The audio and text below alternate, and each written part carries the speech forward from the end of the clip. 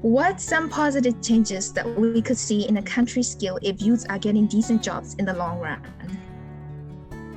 If you get decent job, firstly, their well-being is promoted, and then it is not just for the youth, as I mentioned, it is also for the common goods of the community.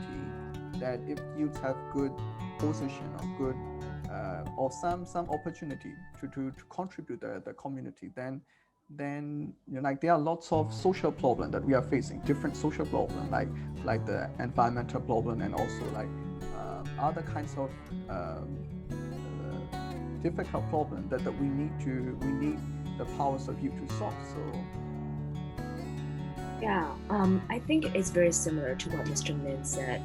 I'm not same line of thoughts. Kind of, I think, yeah, a lot of it is just better lifestyle, right? If you get better jobs, get a higher wage, they can then use that to do so many other things that they want to.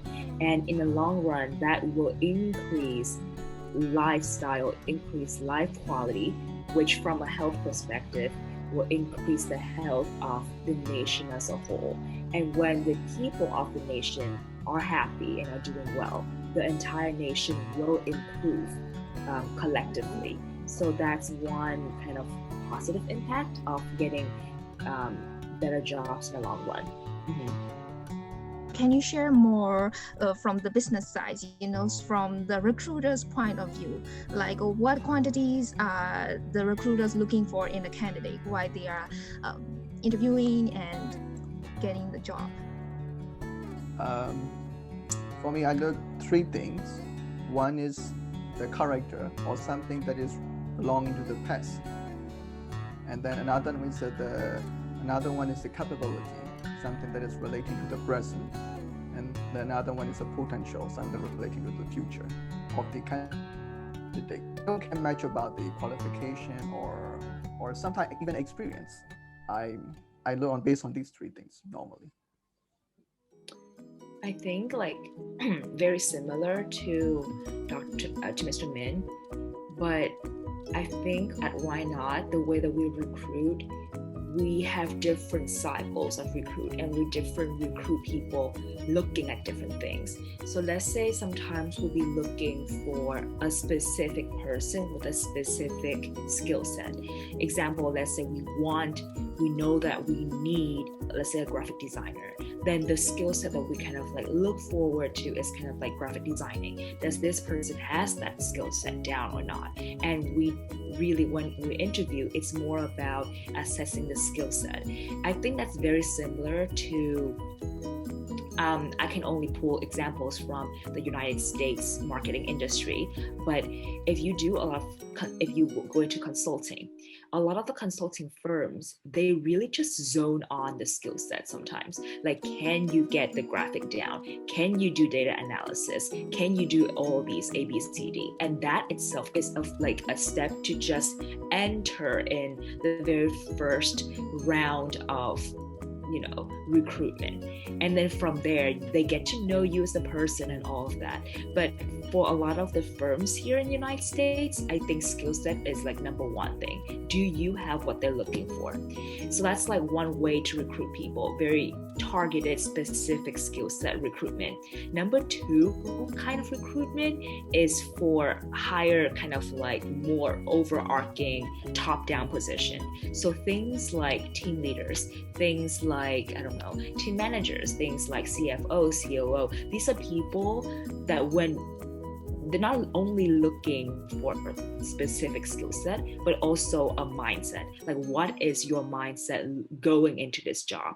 Like, do you have the mindset necessary to take on this job? Like, how overbroading, like how kind of overarching are you gonna be? Like, how do you have like a broad perspective on things? Are you open-minded? Things like that. And for that, it becomes a case interview. Like, case by case, you will get to know this person and how this person will react case by case. And if I relate this back to kind of the consulting industry, you will also be going through a lot of case interview when you are going through recruitment. And the very last interview will probably be like a personality interview. If I'm being like, if the consulting industry is still the example here, they will hop on the phone, talk to you for 15-20 minutes and like let you know if you are a fit to the firm or the working environment there. So I think there's different kind of like types of recruitment out there looking for different things, and because of that you will be tested on different things in your interview process. But overall, I think the three things that Mr. Min said is very true. Kind of like with people need to have that mindset going in, and then I think that's how they're gonna get the best results out of this interview process. What do you think, Anushka? Yeah, no, I agree with you. Skill set is extremely important, but I don't think that should deter you away from applying to a position. I think always take risks. Always, if you think, even if you may not be, you believe you may not be the most qualified skill set wise to apply for a job, still apply. You never know. I think having your own passions definitely show through in interviews, and being somebody who's passionate and saying I'm willing to learn sometimes can be better than hiring someone who may have the skill set but doesn't have that passion or that drive in that position. Yeah, like I think I might want to add some more, like because in Vietnam right now there are a lot of management trainee programs, and I think that is one approach that the companies and businesses are trying to give out to like fresh graduates from university. So in these kinds of training programs, management trainee programs, they don't only like look for the GPA, the high skill sets, or the academic results, but they also look for like very active extracurriculum activities. So this is also a settings where they can see and they can portray their own like soft skills, their external relation skills, any skill sets necessary in the working environment. So I think this is also like a sides where like fresh graduates should focus on, like trying to hone their skills, but through like very, very active extracurricular activities, right, Nick? Yeah, I agree with that actually. So let me be very clear. When I say skill set, I definitely was not talking about GPA.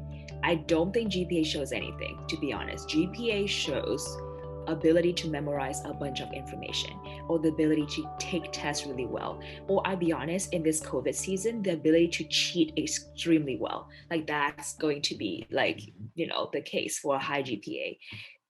What